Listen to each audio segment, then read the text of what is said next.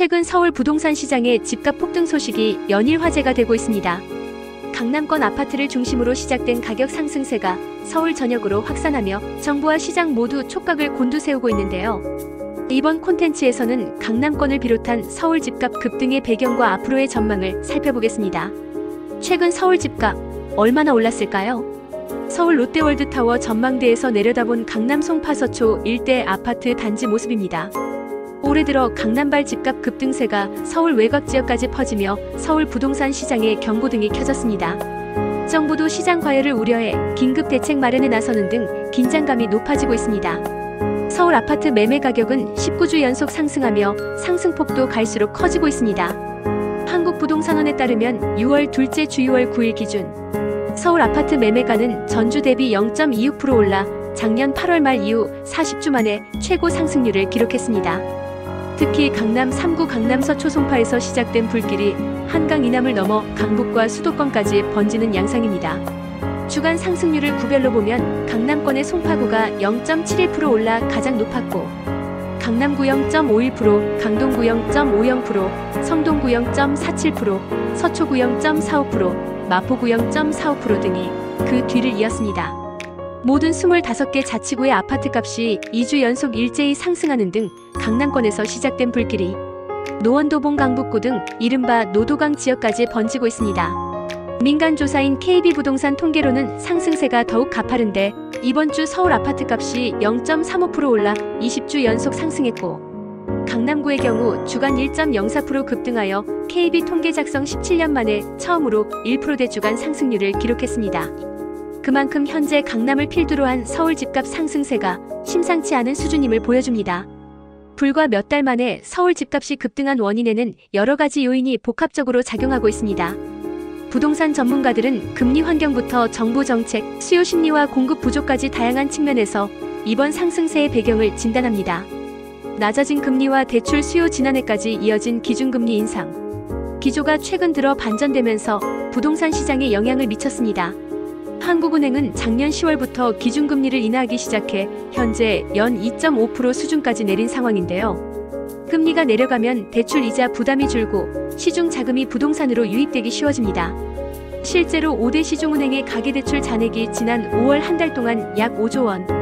급증해 8개월 만에 최대 증가폭을 보였고 그중 상당수가 주택담보대출이었습니다. 기준금리 하락은 대출 이자 부담 완화와 자금 유입, 주택 수요 증가로 이어지며 집값 상승을 자극한다는 분석처럼 저금리 환경이 매수 심리를 크게 자극한 것입니다. 올해 초 새로운 정부 출범으로 부동산 정책 기조의 변화 기대감이 생긴 점도 한몫했습니다. 새 정부는 부동산 정책의 초점을 고가 주택과세보다는 주택 공급 확대에 맞추겠다는 방침을 밝혀왔고 당분간 세금 등의 직접 규제는 자제하는 모습입니다. 실제로 서울시는 올 3월 강남 3구와 용산구의 토지거래허가 구역을 확대 지정하며 투기 수요 억제를 시도했지만 토어제 확대, 재지정 약발이 전혀 먹히지 않는 모습으로 강남 용산 집값이 계속 올랐습니다. 오히려 정부 부처는 최근 집값 급등의 핀셋 규제 카드를 검토하고 나섰는데 6월 12일 기재부국 토부금융위 등 관계부처 합동으로 부동산 TF 긴급회의를 열어 실수요자 보호 원칙 하에 투기성, 가수요 등이 시장 안정을 저해하지 않도록 각 부처에 가용한 정책 수단을 총망라하겠다고 밝히기도 했습니다. 즉 그만큼 현재 정책 당국도 시장 과열을 심각하게 보고 있다는 뜻입니다. 시장에서는 이른바 패닉 바잉 현상까지 거론될 정도로 매수 열기가 뜨겁습니다. 금리 인하 기대와 집값 상승 불안이 맞물리며 지금 아니면 집을 못 살 것 같다는 불안 심리가 퍼지고 있다는 분석입니다. 실제로 자금 여력이 있는 수요층은 규제 지역 지정 가능성에도 아랑곳하지 않고 강남 등 선호 지역에 똘똘한 한 채를 확보하려는 움직임을 보이고 있습니다. 부동산 아백 14 윤지의 연구원은 자금력 있는 수요층이 죽어 선호도가 높은 고가 지역을 안전자산으로 인식해 규제지역 효과의 내성이 커지고 마포 성동 과천 등에서는 규제지역 추가 지정 전에 선제적으로 매수하려는 분위기라고 설명했습니다. 또한 오는 7월부터 차주 단위 스트레스 DSR 3단계 시행을 앞두고 막차 대출을 받으려는 수요가 6월까지 서둘러 몰린 것도 가격 급등의 한 배경으로 지목됩니다. 대출 규제가 더 강화되기 전에 미리 대출을 받아 집을 사두려는 사람들이 증가하면서 매수세를 자극했다는 것입니다. 또한 주택 공급 부족 문제는 서울 집값 상승의 구조적인 원인으로 꾸준히 제기돼 왔습니다. 특히 내년 이후 아파트 입주 물량 급감이 예상되면서 지금 집을 안 사면 더 오를 것이라는 불안 심리를 키우고 있습니다. 한국부동산원 자료에 따르면 2026년 서울 아파트 입주 예정 물량은 약 24,462가구로 올해 46,710가구의 절반 수준에 불과합니다. 최근 10년 평균 약 35,800가구의 30% 남짓에 그치는 물량으로 사실상 공급 절벽 수준입니다. 수도권 전체로 보더라도 내년 경기도와 인천의 입주 물량이 예년 대비 30에서 45% 감소할 것으로 보여 향후 공급 부족에 따른 집값 상승 불안이 확산되고 있습니다. 한 부동산 전문가는 서울 강남을 중심으로 한 주택가격 상승 분위기가 여전한 반면 외곽은 관망세가 뚜렷하다면서 고가 단지들의 신고가 경신이 서울 집값 평균을 끌어올리고 있다고 전했습니다. 이상의 요인들이 어우러지며 최근 서울 집값의 가파른 상승세를 이끌었습니다. 요약하자면 저금리에 풍부해진 유동성, 상대적으로 완화된 규제 환경, 매수자의 불안, 심리 그리고 공급 부족에 대한 우려가 복합적으로 작용해 강남발 서울 집값 폭등 현상이 나타난 것입니다. 그렇다면 이렇게 치솟는 서울 집값, 앞으로는 어떻게 될까요? 단기적으로 상승세가 이어질 것이라는 전망이 우세하지만 정부 대책과 금융 규제에 따른 일시 조정 가능성도 함께 거론됩니다. 우선 많은 전문가들은 상승 기조가 쉽게 꺾이지 않을 것으로 보고 있습니다. 조선비즈가 4월에 부동산 전문가 10인을 대상으로 설문한 결과 10인 전원이 서울 아파트값이 앞으로도 상승세를 이어갈 것이라고 전망했습니다. 일시적으로 관망세가 있어도 연내 다시 반등하고 특히 장기적으로는 공급 부족으로 우상향 추세를 지속할 것이라는 데 의견이 일치했는데요. 개발 호재가 있는 강남 3구와 용산구의 강세가 두드러지고 규제로 묶이지 않은 성동, 마포, 강동구 등 한강변 지역으로 풍선 효과에 따른 수요 이동도 지속될 것이라는 관측이 나옵니다. 실제로 공사비 인상과 공급 부족으로 상승장이 이어질 가능성이 크다는 진단처럼 당분간 집값 오름세가 멈추기보다는 추가 상승 쪽에 무게가 실리는 분위기입니다. 다만 단기 과열에 대한 경고와 조정 가능성도 배제할 수 없습니다. 정부는 서울 집값 급등에 대응해 투기 규제 지역 확대 카드를 만지작거리고 있습니다. 앞서 언급한 대로 이미 강남 3구와 용산구는 투기과열지구 조정 대상 지역 토지거래허가구역으로 중복 규제 중이지만 가격 상승세를 막지 못하고 있는데요.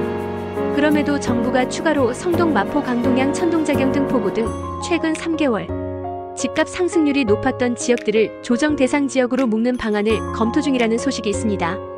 조정 대상 지역 지정 요건이 최근 3개월간 집값 상승률이 물가 상승률의 1.3배 초과인데 해당 구들이 이 기준을 충족했기 때문입니다.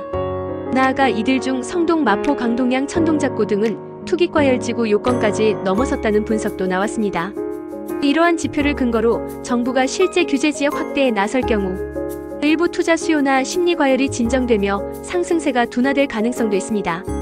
또한 7월부터 시행되는 DSR 3단계 규제로 대출 한도가 더욱 줄어들면 대출에 의존한 매수 수요는 어느 정도 위축될 수 있습니다. 이는 단기적으로 거래량 감소와 가격 상승 탄력 둔화로 이어질 수 있는 대목입니다. 그러나 근본적인 흐름을 뒤집기에는 어려움이 있다는 지적이 많습니다.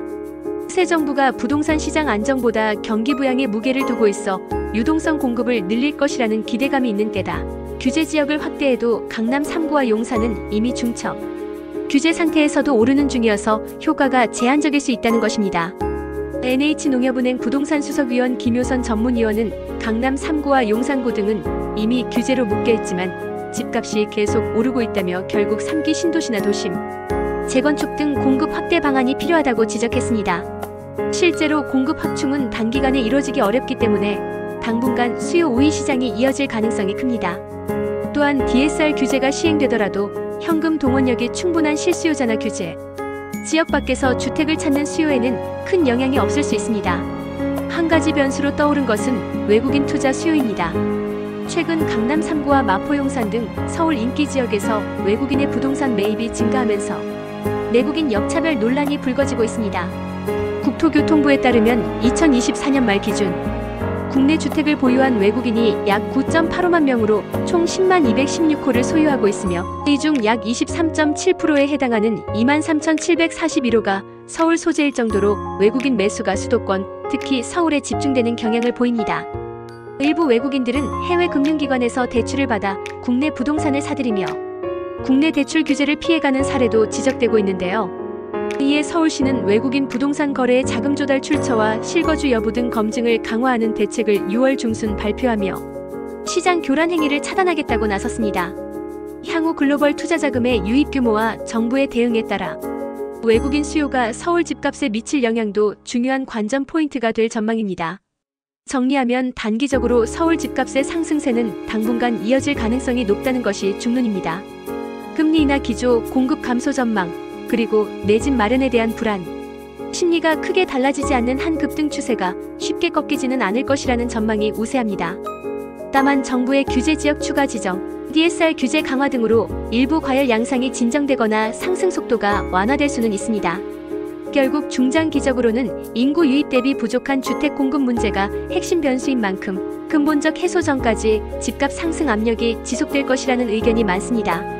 전국적인 관심을 끌고 있는 서울 집값 폭등 현상, 오늘은 그 배경과 전망을 살펴보았습니다. 강남권을 시작으로 번진 집값 상승 불길에 정부도 긴장하며 대책을 예고하고 있지만 시장의 기대와 불안 요인이 맞물려 있어 향후 추이가 주목됩니다. 여러분은 이 같은 서울 집값 급등 현상에 대해 어떻게 생각하시나요? 과연 이 상승세가 언제까지 이어질지 또는 조만간 조정 국면에 들어설지 여러분의 생각을 댓글로 남겨주시기 바랍니다.